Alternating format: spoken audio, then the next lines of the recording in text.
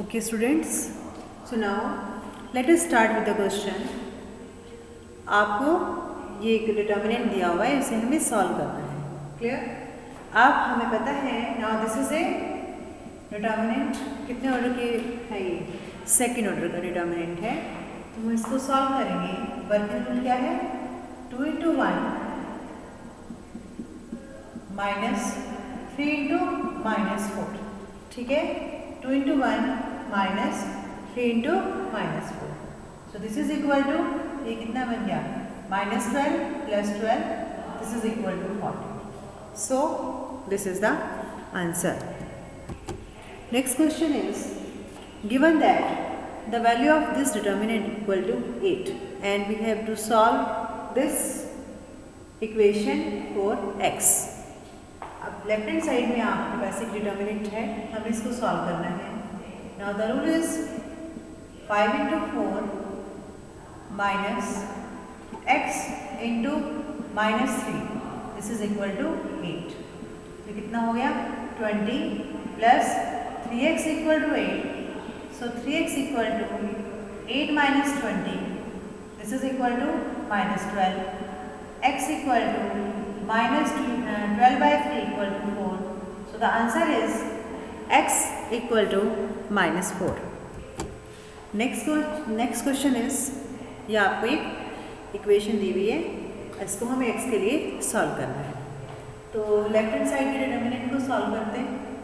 2 into 1 minus 5 into 4. This is equal to right hand side में क्या है? 2x into x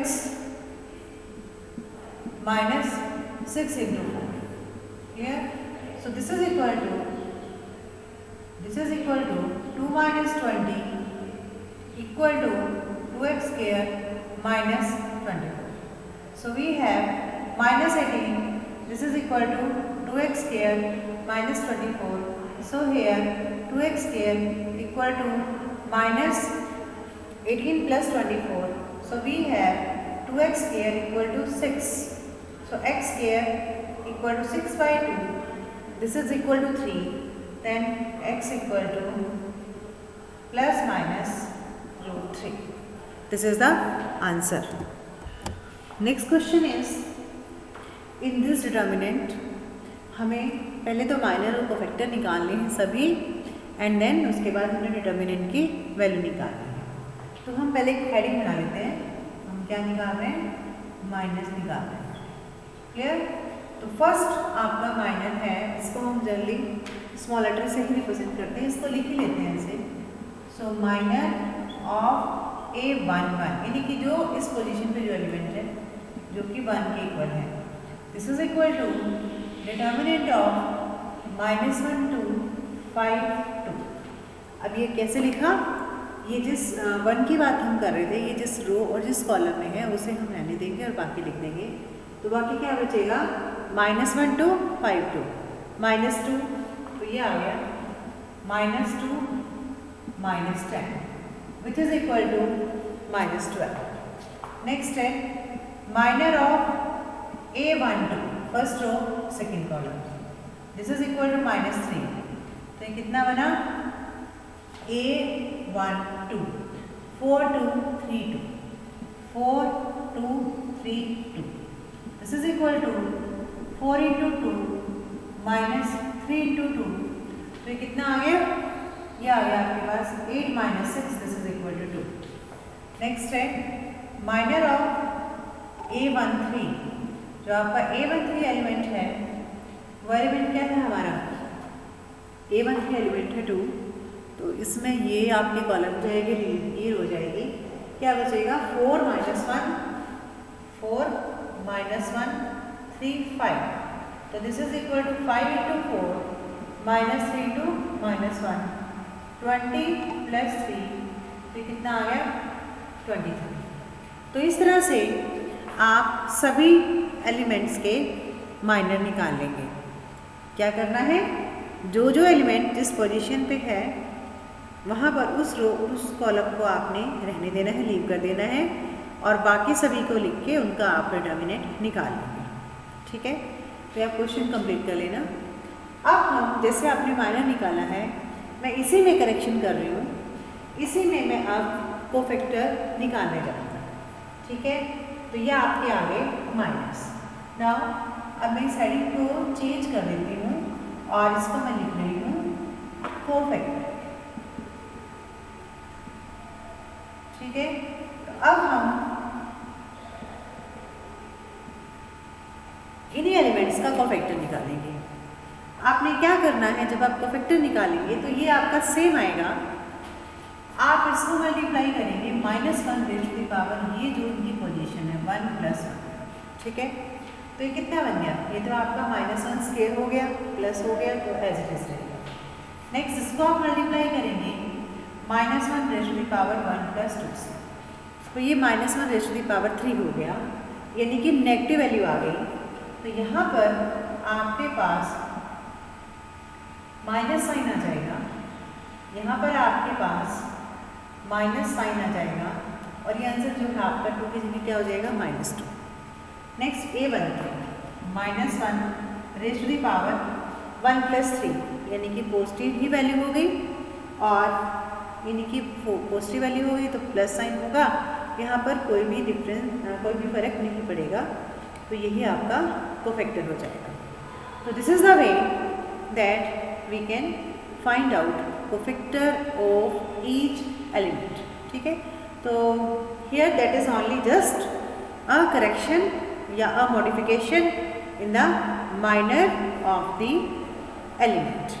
अब हम माइनर निकालने हैं, कोफैक्टर निकालने हैं। Now let us find out determinant.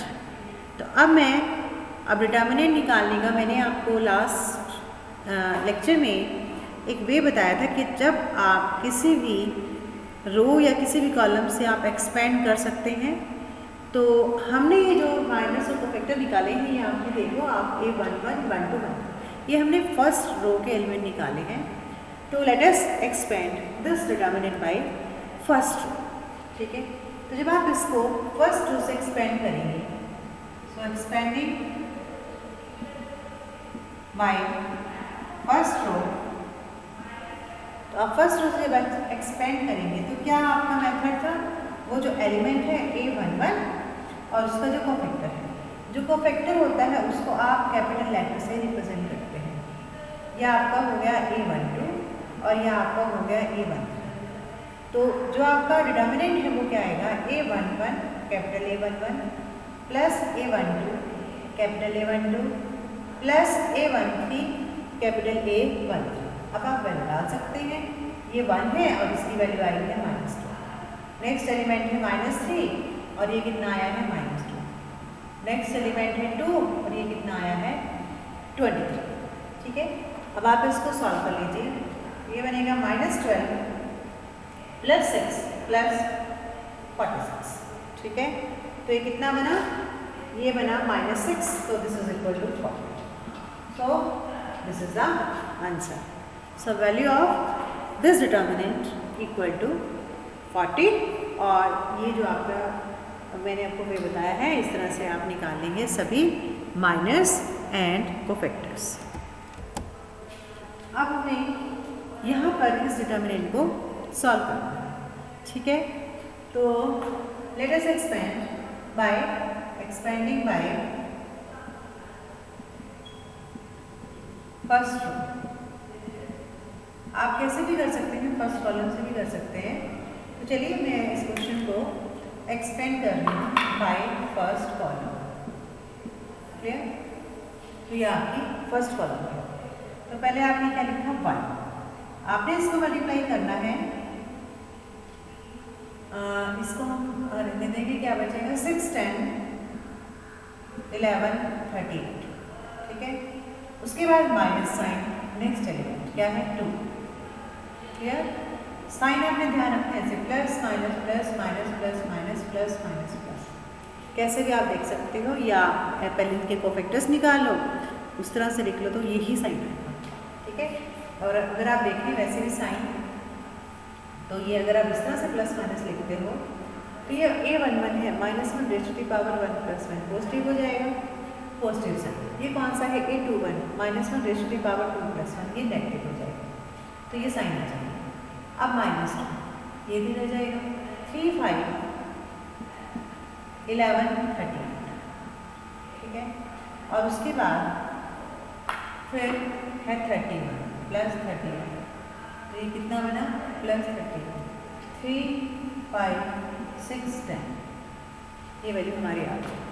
So this is equal to 6 × 38 -11 × 10, -2 3 × 38 -5 × 11, plus 31 3 × 10 -6 × 5। This is equal to, ये कितना हुआ, इसको अब आप सॉल्व कर लो। तो सॉल्व करने के बाद आप सॉल्व कर लीजिए, तो सॉल्व करने के बाद आपको जो आंसर मिलेगा that is equal to 0। So value of this determinant equal to 0। Now the question is, हमें इस डिटर्मिनेंट को सॉल्व करना है सच दैट ये जो भी मैट्रिक्स है जिसका ये डिटर्मिनेंट है वो कैसे है, सिंगुलर। अब अगर ये मैट्रिक्स सिंगुलर है देन जो वैल्यू ऑफ डिटर्मिनेंट है वो क्या होती है, 0। इसका मतलब इस डिटर्मिनेंट की वैल्यू क्या है, 0। This is equal to, so this is equal to 0 because the matrix is singular,